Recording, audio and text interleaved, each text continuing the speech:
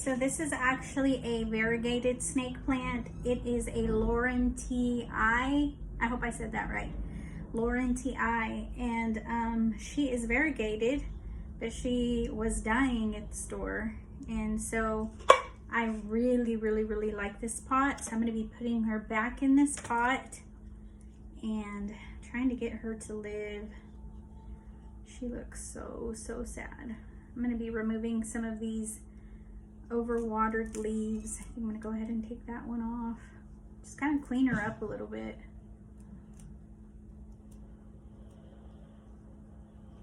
Just sad. Makes me so sad when I find plants like this. I actually killed one. I forgot about it and I just didn't water it and it died on me.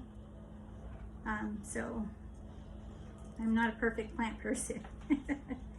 I do kill plants, but I had her for a long time, and these kind of take forever to grow. But I found that while doing some research on it, you have to put them in bright direct sunlight in order to stop something. I can't remember what it was, but if you want to see these grow huge, put them in direct sunlight and water a lot, because that sun is going to kind of drain up some of that the water in the soil, so you'll have to water often and then actually put it in full sun. So I'm going to be trying that this summer, and if it starts to burn the leaves and it's not working, then I won't. But they say that you can see even more growth, and that's what I'm going to try with my snake plants, because they tend to grow very slow, especially these variegated ones. So I'm going to see if I can get her to live, and we'll go from there. All right, guys, so on the watering for these, you can water them once a month in the winter or when the soil completely dries out, but you never want to overwater them because then they start to die like this one. But if you are going to be putting it in full sun to try to stunt some more growth, you can try that. Water it frequently once the soil dries out. So one thing that I don't talk about in my videos, and I should, and I forget to, and then when I see my videos, I'm like, oh, I should have told him about the pot. So one thing that you want to do is make sure that your pot has holes at the bottom of it.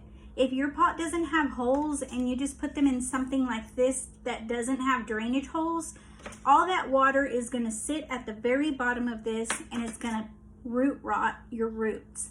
So make sure that you have maybe a pot like this if you want to stick it in something like this, and make sure it has holes and that all the water drains out of it, because if it just sits in water, you're gonna kill it. So I got her all cleaned up, got her little root system all cleaned up.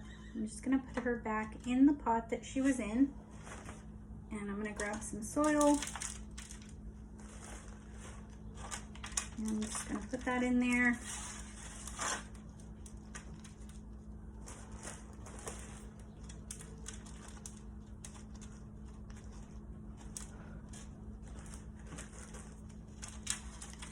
This soil is coarsey. You can feel some of the chunky mix that's in it. It has fertilizer, and it's just gonna do great for this little plant.